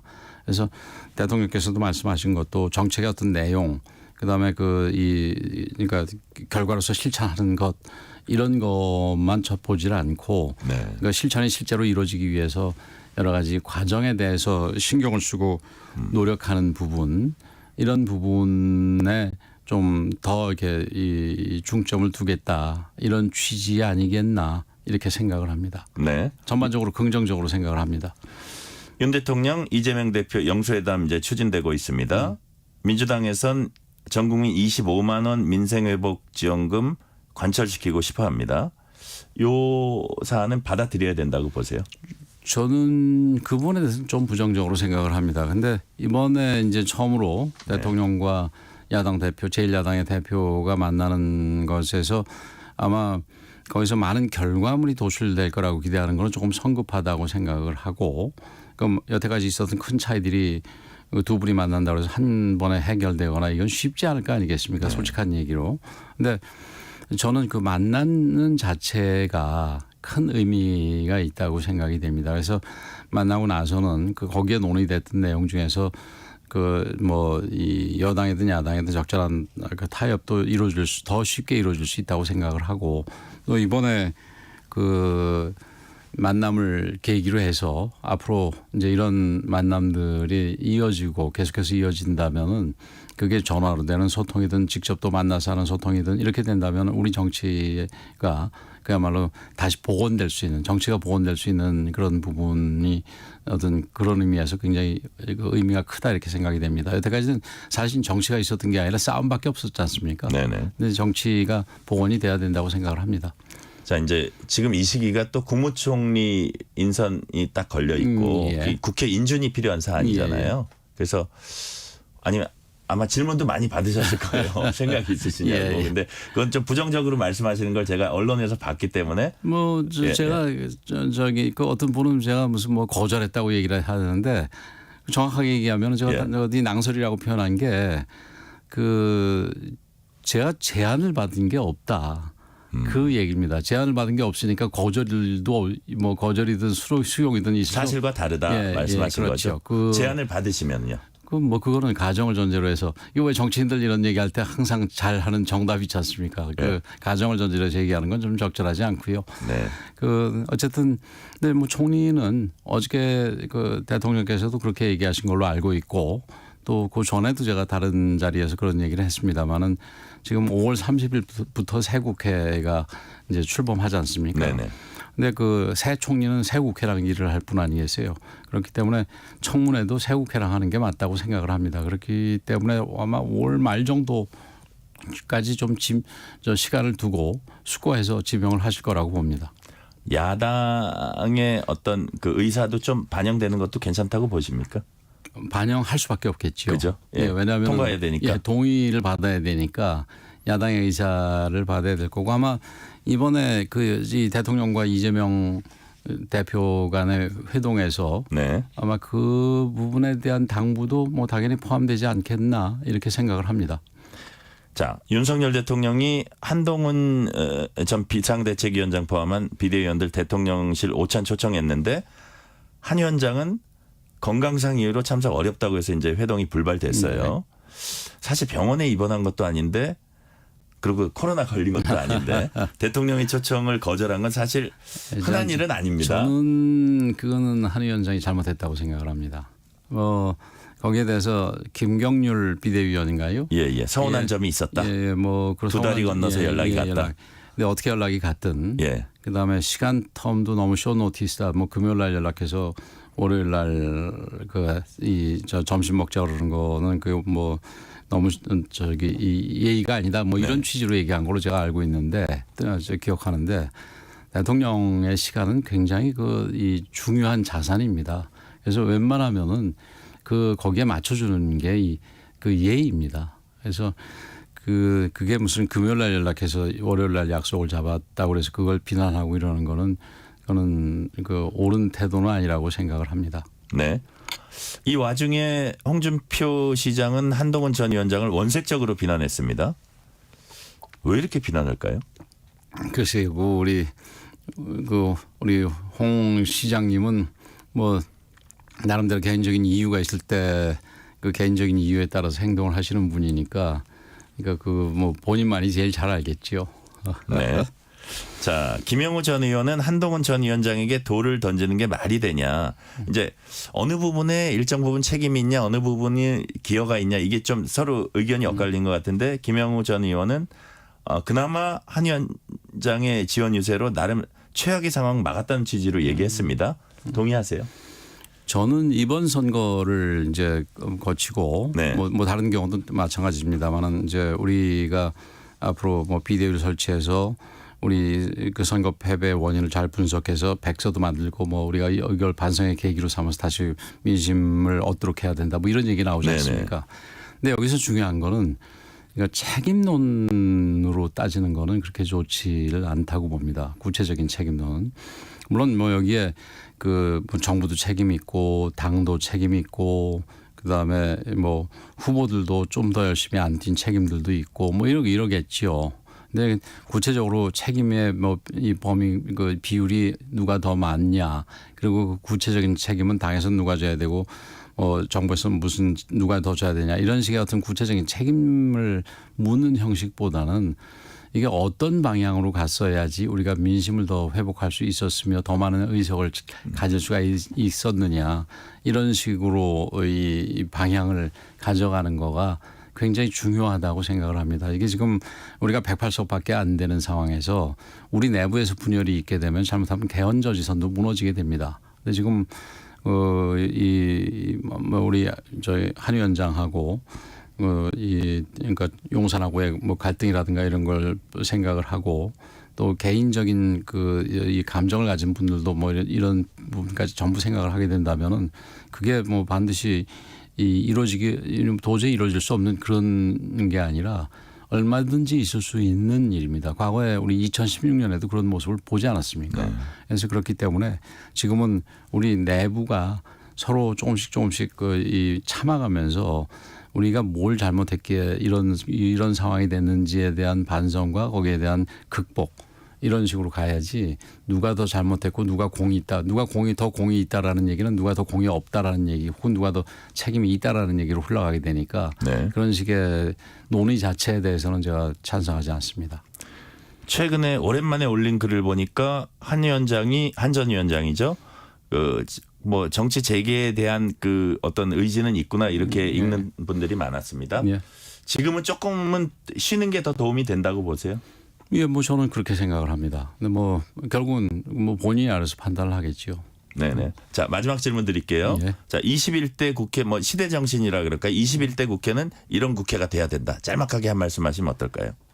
22대 국회는 뭐 이렇게 진전, 민생 이런 식으로 돼야 되는데 제가 걱정스러운 거는 보복, 사감 이런 쪽으로 가는 것 같아서 걱정입니다. 특히 뭐 조국개혁신당인가요? 거기도 그렇고 조국개혁혁신당인도 그렇고 또 이 개혁신당 같은 경우도 이게 어떤 그 민심 진전 이런 거보다는 어떤 감정, 보복 이런 쪽을 너무 앞세우는 것 같아서 이런 부분은 하루빨리 우리가 넘기고 지금 민생이 굉장히 어렵습니다. 이번 선거 과정에서도 이 물가부터 시작해서 경제 이런 부분에 대해서 굉장히 많이 얘기를 들었습니다. 그런 쪽에 우리 국회가 22대 국회는 답을 줘야 될 그런 의무가 있다고 생각을 합니다. 네, 오늘 여기까지 듣겠습니다. 권영세 국민의힘 의원이었습니다. 감사합니다. 예, 고맙습니다.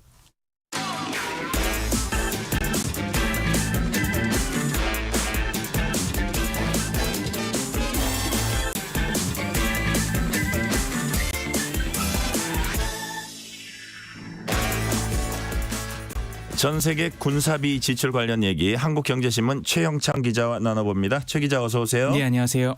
지난해 전 세계 군사비 지출 규모가 최근 공개됐습니다. 어느 정도 수준이었나요? 2조 4,400억 달러, 약 3,370조 원에 달했는데요. 네. 이 스웨덴의 싱크탱크인 스톡홀름 국제평화연구소가 이 같은 내용을 담은 보고서를 이제 발표를 했습니다.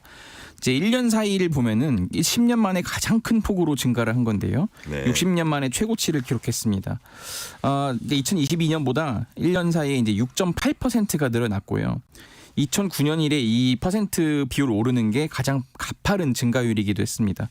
특히 사상 처음으로 유럽, 중동, 아메리카, 아시아, 오세아니, 아프리카 5개 대륙 모두 군비 지출이 증가했다고 연구소는 밝혔습니다. 네. 역시 군비 지출을 가장 많은 나라는 미국일 것 같아요. 군사비 지출 규모 얼마나 됩니까? 네. 1265조 이런데요. 우리가 이제 흔히 천조국이라고 하잖아요. 이제 네네. 군사비 지출이 1000조 원이 넘는다고 해서 천조국이라고 하는데 이제 전 세계 규모로 봤을 때 37%가 이제 미국이 쓴 돈이고요. 중국이 2등인데 전체 12%를 차지했습니다. 그러면 양국이 군사비 지출한 게 전 세계 절반인 겁니다. 전쟁을 하고 있는 나라죠. 러시아가 3위, 그리고 인도, 사우디, 영국 이런 순이었고요. 특히 러시아는 지난해 국내 총 생산의 5.9%, 정부 총 예산의 16%를 또 군사비로 사용한 것으로 나타났습니다. 옛 소련 연방 해체 이후 최고치였고요. 우크라이나 침공 1년 만에 군비 지출이 한 24% 증가했고 또 크림반도를 점령한 2014년보다 57%가 늘어난 겁니다. 6개월째 하마스와 전쟁 중인 이스라엘도 군비 지출이 크게 늘었는데요. 이스라엘의 방위비는 2022년 대비 24% 올랐습니다. 중동에서는 사우디에 이어 2위입니다. 네. 군비 지출 우리나라는 어느 정도 순인가요? 우리나라 지난해 1.1% 늘어난 66조 원을 지출했다고 보고서가 밝혔는데요. 2022년에는 한 10위였거든요. 근데 지난해에는 한 단계 낮은 11위를 기록한 겁니다. 우리나라를 밀어내고 올라간 나라가 우크라이나인데요. 우크라이나 군사비 러시아가 쓴 것에 비해서는 한 59% 수준인데요. 약 89조 원이었습니다. 11위에서 이제 8위로 올라가는 거고요. 국방비 지출이 1년 사이에 51%가 늘어났습니다. 전쟁 지역뿐 아니라 또 긴장이 고조되는 지역들도 굉장히 많이 쓰는데요. 특히 우리 한반도를 둘러싸고 지금 동북아시아 정세가 굉장히 좀 고조되고 있는데 중국과 대만 갈등이 있다 보니까 지금 일본까지 이제 군비 경쟁에 나섰다 이렇게 보고서가 지적했고요. 또 각국이 이제 군사력 강화를 우선시하지만은 지금 이런 행동들이 오히려 이 반작용을 부르는 소용돌이가 될 수 있어서 우려된다 이렇게 또 지적을 했습니다. 네. 이번엔 공정거래위원회의 게임사 조사 소식 알아봅니다. 모바일 게임 리니지와 관련해서 의혹이 제기되면서 공정거래위원회가 NC소프트에 대한 직접 조사에 나섰습니다. 어떤 내용인가요? 그러니까 어제 이제 공정위가 NC소프트 본사에 조사관을 보냈는데요. 이 모바일 게임의 리니지 M, 리니지 2M 이렇게 있습니다. 운영 관련 자료를 확보한 건데요. 공정위가 들여다본 게 이 리니지 슈퍼 계정 의혹이라는 겁니다. 이 슈퍼 계정 의혹이 뭐냐면은 게임사가 관리자 권한을 이용해서 강력한 아이템을 지닌 캐릭터를 만들어서 이용자 간의 경쟁에 몰래 참여했다 이런 의혹이 제기가 된 겁니다. 앞서 리니지 유저 1000여 명과 또 게임 이용자 협회는 공정위에다가 NC소프트의 슈퍼 계정 의혹을 조사해달라고 집단 민원을 제기했습니다. 아이들은 게임사가 슈퍼 계정을 활용해서 이용자의 경쟁심을 자극하고 또 막대한 비용을 쓰도록 사행심을 부추겼다 이렇게 지금 주장을 하고 있습니다. 그러니까 공정위가 의심을 하고 있는 부분이죠. 그 예, 부분이. 맞습니다. 네. 자, NC소프트 외에 웹젠도 공정위 조사를 받았죠? 예. 공정위가 이제 웹젠의 확률형 아이템 조작 의혹 관련해서도 현장 조사를 벌였는데요. 웹젠은 최근 그 뮤 아크엔젤이라는 게임이 있어요. 이 게임에 이 확률형 아이템 정보를 공개를 했는데 뽑기형 아이템 확률이 149회까지는 0%로 적용했던 것으로 드러난 거예요. 네. 이제 150회째 뽑아야 0.1%의 확률이 적용이 되고요. 그러니까 이전까지는 아예 뽑는 게 불가능했던 겁니다. 당초 웹젠이 이제 공지를 했을 때는 아이템의 등장 확률이 0.25%에서 또 시도할 때마다 0.29%씩 증가한다고 공지를 해왔던 건데 이게 지금 실제로 공개 다시 했더니 이게 아닌 거죠. 그래서 지금 게임 유저들 사이에서 굉장히 논란이 있고 또 게임 내 그런 확률형 아이템 정보 공개 의무화가 지금 시행이 됐거든요. 네네. 어쨌든 이거 시행 이후로 게임 업계에 대한 조사가 전방위로 확산하는 분위기입니다. 네. 확률형 아이템은 그동안 국정감사에서 제기될 정도로 논란이 있었습니다. 그런데 이번에 공정위가 적극 나선 계기가 있나요? 맞습니다. 지금 말씀해 주신 것처럼 게임 내 그 뽑기 방식이 확률형 아이템 정보가 지난달 22일부터 투명하게 공개되기 시작했기 때문입니다. 확률형 아이템이 게임 이용자가 직간접적으로 유상 구매하는 그런 아이템 중에서 또 구체적인 뭐 종류, 효과, 성능 이런 우연적 요소에 의해 개입 결정이 되는 것을 말하는 건데요. 네네. 게임물 사업자는 이 확률형 아이템 종류와 확률 정보를 게임물 그리고 뭐 인터넷 홈페이지 같은 곳에 이용자가 알아보기 쉽도록 지금 표시해야 하는 이제 의무가 생겼고요.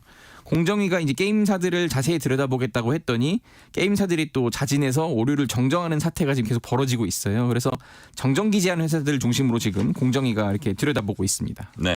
그러면 조사 결과 이제 문제가 있다 이렇게 결론이 나오면 어떻게 되는 건가요? 이제 과징금을 부과받을 수 있는데요. 확률형 아이템 그 확률을 낮추고도 소비자들에게 의도적으로 알리지 않았다 이러면은 소비자 기만 행위로 판단이 되는 겁니다. 지금 올해 1월이죠. 공정위가 게임사 넥슨을 상대로 116억 원의 과징금을 부과한 바 있어요. 굉장히 철퇴를 내렸는데 네. 넥슨 측이 약 10년 동안 적극적으로 소비자 기만 행위를 했다 이렇게 공정위가 판단을 한 겁니다. 그러니까 이런 사례가 나오다 보니까 게임 유저들이 일종의 좀 효능감이 생겼고요. 이 단체 행동을 통해서 문제를 좀 강하게 제기를 하면은 이 공정위가 또 조사가 들어가고 그래서 문제가 발각되고 이런 지금 흐름이 생기고 있는 겁니다.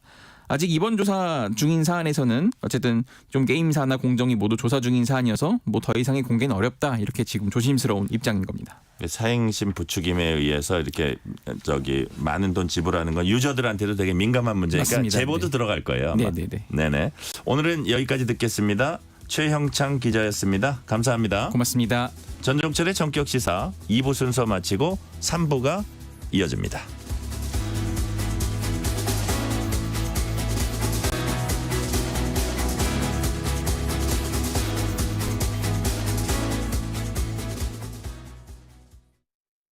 잠시 후 8시 반부터 일부 지역국에서는 해당 지역 방송을 보내드립니다. 워렌 버핏은 가치 투자, 필립 피셔는 성장주 투자, 피터 린치는 장기 투자, 그리고 성기영은 경제쇼. 방법은 달라도 목표는 하나. 여러분을 성공의 길로 안내합니다. 평일 오후 4시 5분 성기영의 경제쇼. 주말 오후 5시 5분 정보를 업그레이드한 성기영의 경제쇼 플러스. 일주일 내내 함께 하십시오. 편지 왔습니다. 퇴근길 지친 당신에게 힘이 되는 뉴스를 전해드립니다. 매일 저녁 당신과 함께 읽는 세상 이야기. KBS 1라디오 뉴스레터 K. 지금 시각은 8시 30분입니다. KBS.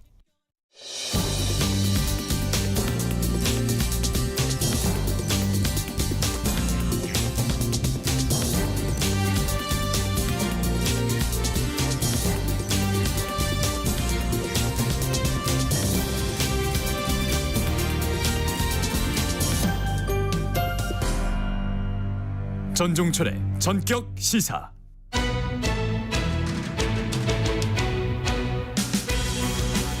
상습적으로 초등학생 형제를 폭행한 계모와 이를 묵인하고 같이 학대한 친부의 상상을 초월하는 학대 행각이 재판 과정에서 드러났습니다.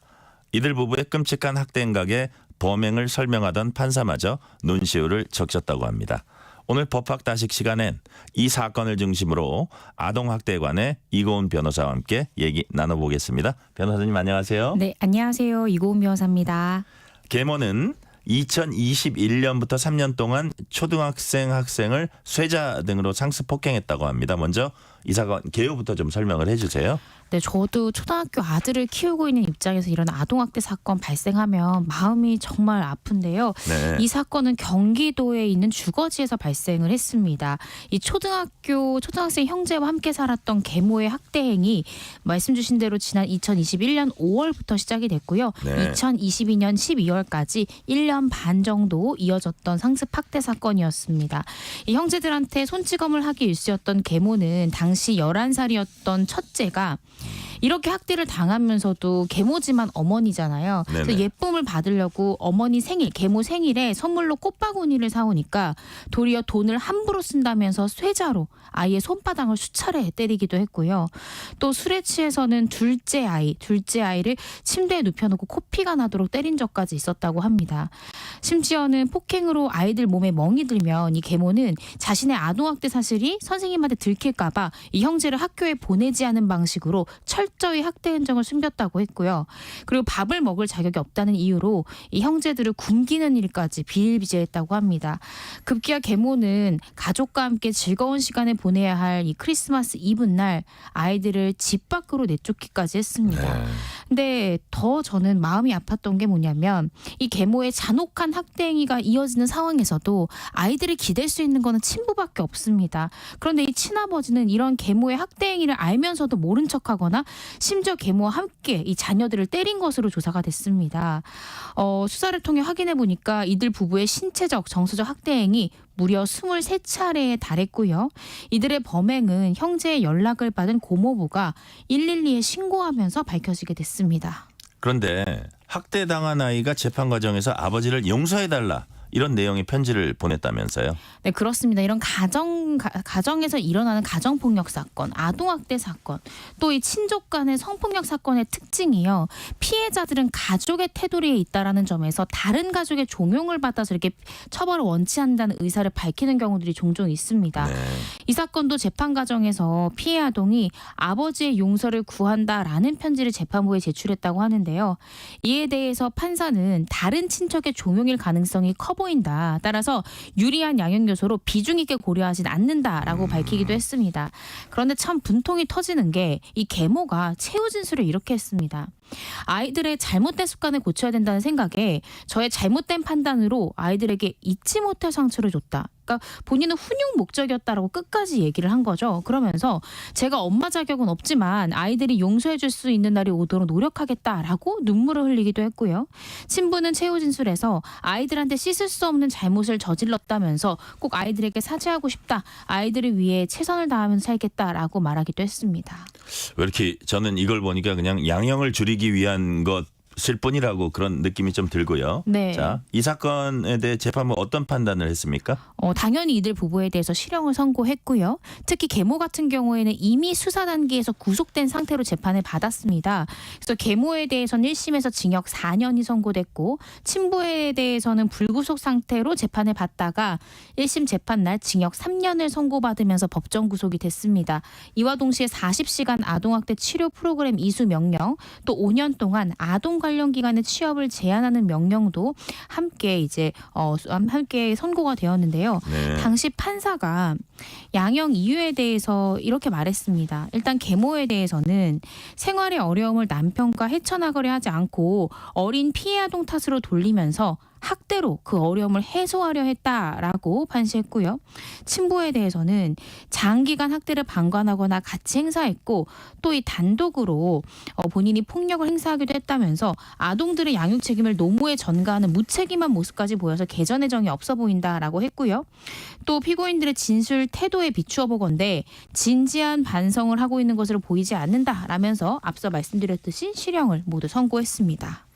피투성이가 될 정도로 때리거나 6개월 동안 음식 주지 않았던 이 부부는 이런 게 훈육이었다 이렇게 변명했다고 하는데요. 네. 이처럼 가해 사실이 밝혀지면 이 부부처럼 학대가 아니라 훈육을 위한 처벌이었다. 훈육이었다 이렇게 주장하는 분들 많다고 합니다.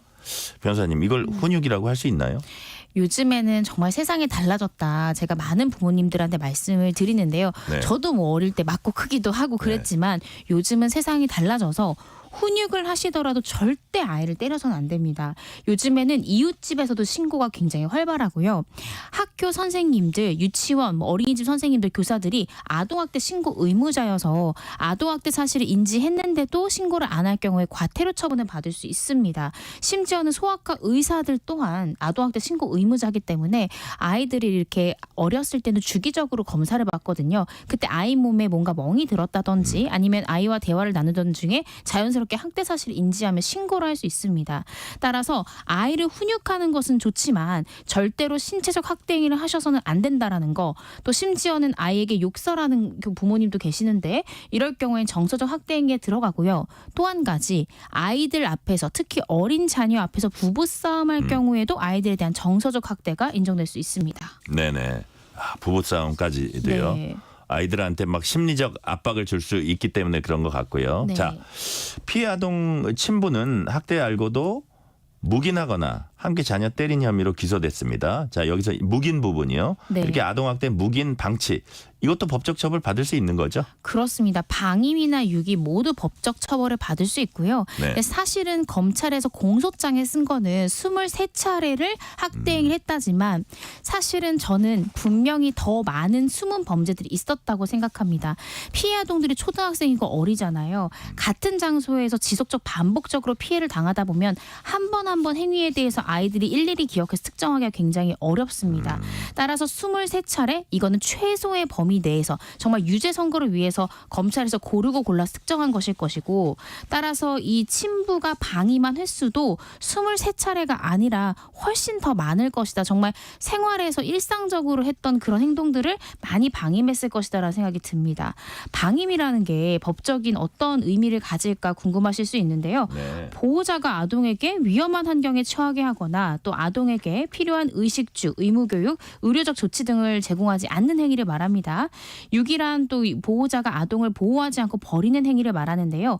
아이들을 방임하거나 유기할 경우 모두 형사처벌 대상이 됩니다. 5년 이하의 징역 또는 5천만 원 이하의 벌금에 처해질 수 있습니다. 네.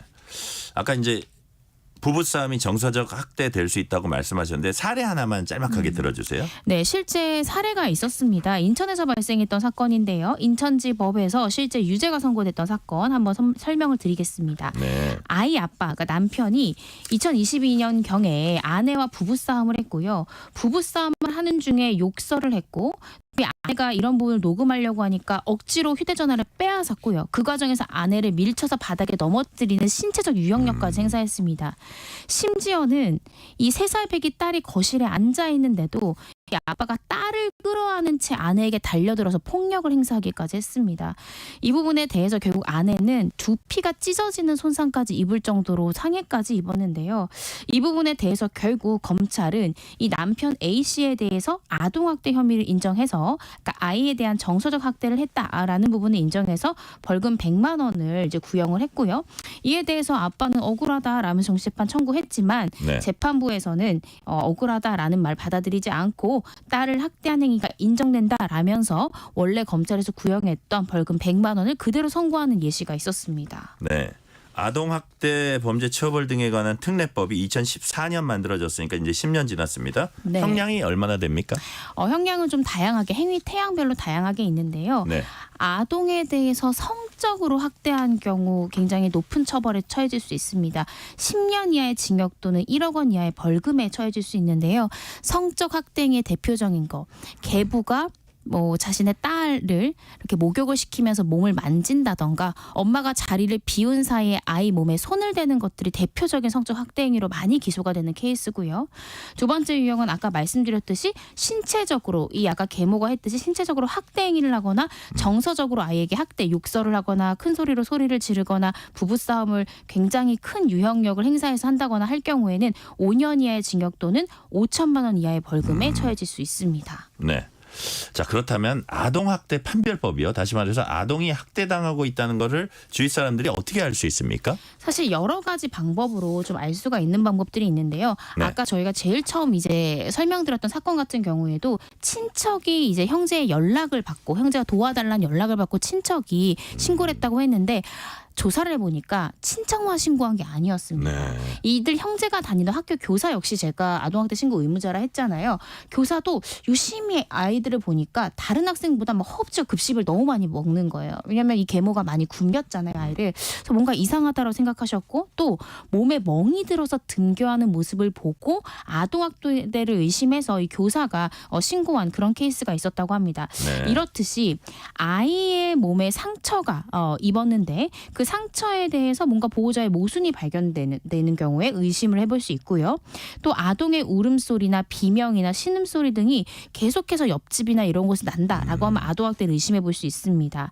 뿐만 아니라 아이가 어린이집이든 유치원이든 학교든 뚜렷한 이유 없이 지각을 하거나 결석이 잦은 경우 그래서 요즘 초등학교에서도 이유 없이 연락이 안 되거나 결석이 되면 교사가 반드시 확인을 하거든요. 이럴 네. 때 한번 의심해 볼 수 있고 또 아이의 청결 상태가 좋지 않고 또 계절에 맞지 않는 옷을 계속 입고 다니는 경우 이런 경우에는 아동학대 신고 의무자뿐만 아니라 주변 이웃들도 신고하실 수가 있습니다. 마지막으로 아동학대 신고 방법 짤막하게 좀 말씀해 주세요. 네, 일단 아동학대 신고 번호는 112 기억하시면 되고요. 아동학대인가 아닌가 일단 상담부터 받아보고 싶다 하시는 분들은 전화나 문자 상담은 182 국번 없이 182로 문의해 보시면 됩니다. 네.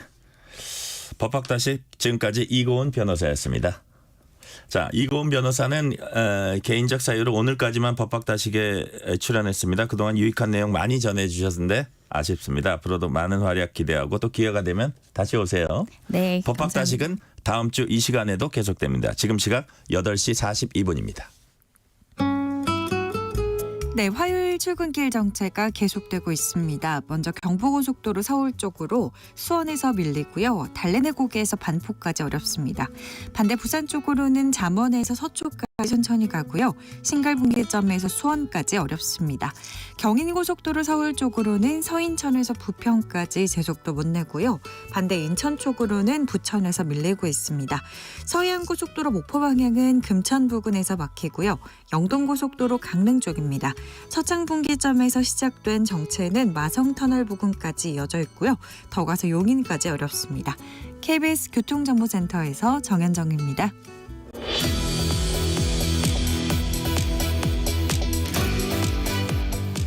국민연금 개혁안을 논의하고 있는 국민연금 개혁특위 공론화위원회가 그동안의 공론화 과정을 통해 모아진 시민대표단의 의견을 어제 발표했습니다.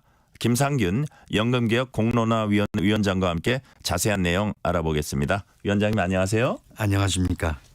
자, 연금개혁 공론화위원회가 그동안 소득 보장을 좀 더 강조하는 안과 재정 안정에 더 무게를 두는 안 이렇게 두 가지 안을 놓고 수기 토론을 진행해 왔습니다. 그리고 어제 시민대표단을 상대로 조사한 결과를 발표했는데요. 어제 발표된 시민대표단 의견부터 좀 설명을 요약해서 해 주세요. 예, 1안은 보험료율을 올리면서 소득 대체율도 동시에 올리자는 안이고요. 네네. 2안은 보험료율은 약간 덜 올리는 대신 소득 대체율을 현재 상태로 유지하자는 안입니다. 그래서 편의상 1안을 소득보장안이라고 부르고 제2안을 재정안정안이라고 부르고 있습니다.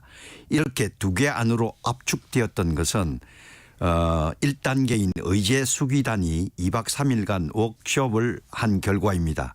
그 워크숍에서 이해관계 대표 34명으로 구성된 의제수기단이 경론과 고심 끝에 합의를 한 것입니다. 네. 자, 공론화 과정에 참여한 시민대표단 어떤 분들이고 구체적으로 어떤 과정을 그동안 겪어왔습니까? 예, 시민대표단은 문자 그대로 시민, 즉 우리나라 18세 이상 국민의 대표자라고 말할 수 있습니다. 1단계로 1만 명을 상대로 전화 조사를 했습니다. 그리고 그들 중에서 500명을 표본 추출하였습니다. 이때 성별, 연령, 거주 지역 등의 변수를 고려하면서 여러 차례 추출 과정을 거쳤습니다. 그리하여 대표성을 높였습니다. 500명의 시민 대표단이 확정된 후에는 곧바로 이분들에 대해 자료집과 영상 자료를 제공하여 자율학습의 기회를 마련하였습니다. 2주간의 학습이 끝난 후에는 4차례의 주말 토론회를 가졌습니다. 토론은 분임 토의와 유튜브 및 KBS 생방송 공개 토론이 있었습니다. 이상과 같은 과정에서 설문조사가 진행되었습니다. 조사는 학습 이전과 이후로 구분하여 모두 3차례 실시하였습니다. 네. 지금 말씀하신 3차례 진행된 것까지 이제 말씀해 주셨고요. 자, 조사 단계별로 각 대안별의 뭐 찬성률 차이도 있었습니까? 있었습니다. 예. 1차 조사에서는 36%대 44%로 2안의 찬성률이 더 높았습니다. 그런데 2차에서는 반전이 나타났습니다. 1안 50%, 2안 38%로 1안의 찬성률이 더 높게 나온 것입니다.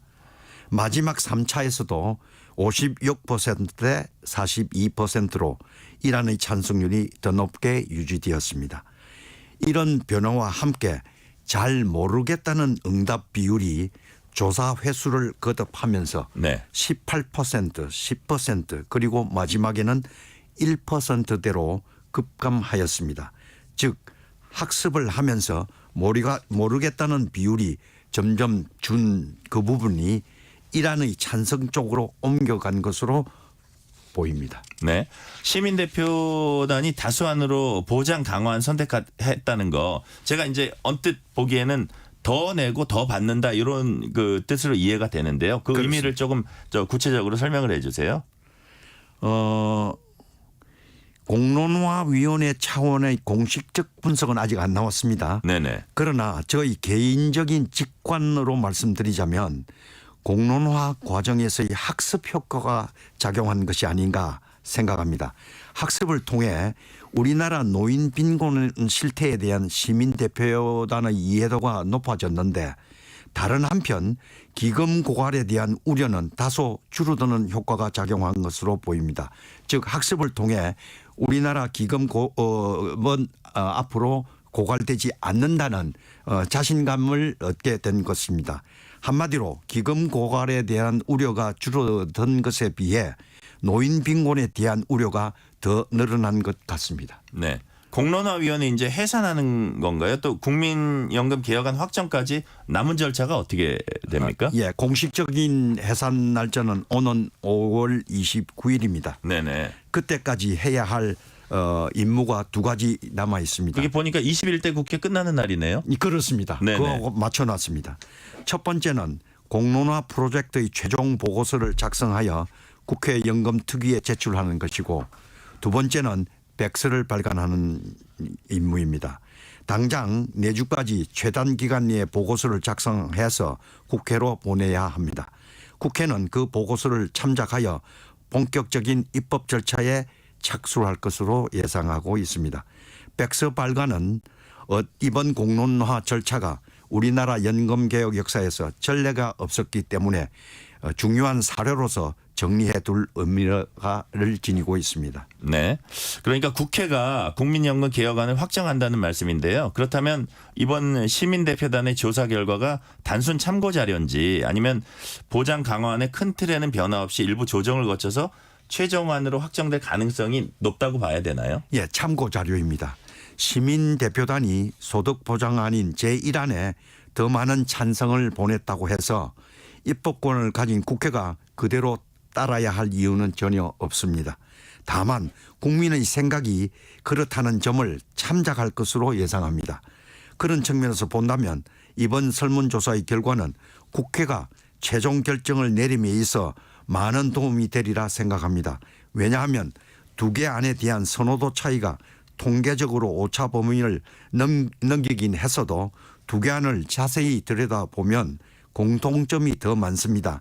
기금의 고갈 시점 연장 횟수도 1년밖에 차이가 없으며 보험료율도 1%포인트밖에 다르지 않습니다.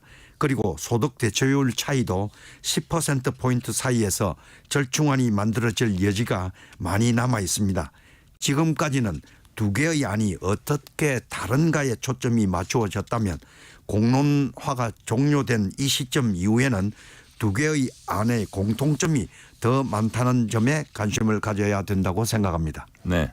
그런데 21대 국회 이제 임기가 말씀하신 대로 한 달 정도밖에 안 남았는데 그때까지 결론이 날 수도 있지만 여야 합의 과정이나 좀 더 이게 면밀히 살피다 보면 임기 종료 때까지 결론 내지 못할 수도 있습니다. 그렇게 되면 지금 요 상태대로 22대 국회로 넘어가는 건지 아니면 어떤 단계부터 다시 시작을 해야 되는 건지 어떻게 되는 겁니까? 예, 국회에서 결론이 안 나면 그것은 그야말로 최악의 시나리오입니다. 가장 큰 피해를 입는 것은 국회도 정부도 아닙니다. 모든 피해가 국민, 특히 현재 또는 미래의 젊은이들에게 돌아갑니다. 최악을 막기 위해 지금부터 모든 국민은 최선을 다해서 21대 국회의 입법을 성사시켜야 합니다. 하지만 예상치 않은 사태에 대비도 해야 할 것으로 보입니다. 만약 여야가 절충안에 합의하지 못한다면 22대 국회에서는 개혁 작업이 단절되지 않도록 하는 최소한의 입법 장치를 마련해야 합니다. 그것도 안 되면 22대 국회에서 개혁을 꼭 완수하겠다는 대국민 약속과 함께 여야 합의문이라도 만들어야 합니다. 네. 다수안이든 소수안이든 내야 할 돈은 오르게 돼 있는데 기금 고갈 시점을 7, 8년밖에 늦출 수 없어서 한계가 있다 이런 얘기도 나옵니다. 그렇다면 21대 국회가 이번 연금개혁안을 확정한다고 해도 22대나 23대 국회에서 또 연금개혁을 또 해야 하는 건가요? 그렇습니다. 잘 지적하셨습니다. 두 개의 안을 자세히 들여다보면 공통점이 더 많습니다. 기금의 고갈 시점이 연장 횟수가 1년밖에 차이가 나지 않을 뿐 아니라 연장 횟수를 더 늘려야 할 필요성이 많이 남아 있습니다. 따라서 연금 개혁은 앞으로 22대, 23대 국회에서도 여러 차례 더 진행하면서 우리의 제도를 단계적으로 성숙시켜 나가야 합니다. 네. 시민대표단 조사 결과 보면 의무 가입 연령을 64세로 늘리는 방안이 80% 넘는 찬성 응답을 받았습니다. 근데 기존에는 60에서 64세 직원 고용할 경우에 기업 부담이 없었지만 의무 가입 연령이 늘어나면은 기업이 국민연금 보험료 절반을 부담해야 해서 60대 재취업이 더 어려워질 거다. 이런 그 전망도 나오고 있거든요. 이 부분은 어떻게 보세요? 미래 개혁의 방향을 제시했다는 측면에서는 옳은 결과였습니다. 그러나 당장 실현하기에는 해결해야 할 장벽이 많습니다. 그러한 장벽들은 국민연금법 개정 하나만으로 해소되지 않을 뿐 아니라 관련 부처도 복지부 말고 다른 부처가 많기 때문입니다. 한 예로서 의무가입 연령을 높이려면 정년제도를 함께 손질해야 하는데 여기에는 근로기준법과 노동부의 관여가 필수적입니다. 그리고 소상공인들에게 보험료의 추가 부담을 지우는 문제가 여간 복잡하지 않습니다. 따라서 이 문제는 단기적 처방을 고민하기보다 장기적으로 접근하면서 사전 준비를 지속해야 한다고 봅니다. 국민연금이 과연 지속 가능한 것인지에 대한 우려도 있습니다. 그래서 국민연금 안정화와 직역연금과의 형평성 제고를 위해서 국가 재정 투입해야 한다 이런 주장도 나옵니다. 어떻게 생각하세요? 국민연금의 지속 가능성에 대해서는 이번 공론화 과정에서 강력한 공감대가 형성되었음이 확인되었습니다. 재원 조달 문제가 나오면 지금까지는 주로 보험료 인상을 많이 언급하였는데 이번에는 보험료 인상 외에 국고재정 투입과 함께 적정 규모의 기금 유지라는 다변화된 재원 마련 방법을 이해하게 되었습니다. 특히 적정 규모의 기금이 유지되면 세대 간 형평성도 확보하면서 기금 운용 수익도 얻는 일석이조의 효과가 있습니다. 일례로 연간 기금 운용 수익률이 1%포인트 올라가면 기금 소진 연한을 5년 연장시키는 것으로 분석되고 있습니다. 이렇게 되면 기금 고갈의 걱정을 많이 들 수 있는 반면에 보험료 인상과 국고 재정의 투입 필요성도 줄입니다. 따라서 앞으로는 국고 지원과 함께 적정 규모의 기금 유지에 대해서 신경을 많이 쓸 필요가 있다고 생각합니다. 네, 오늘 여기까지 듣겠습니다. 김상균 연금개혁 공론화위원회 위원장이었습니다. 감사합니다. 고맙습니다.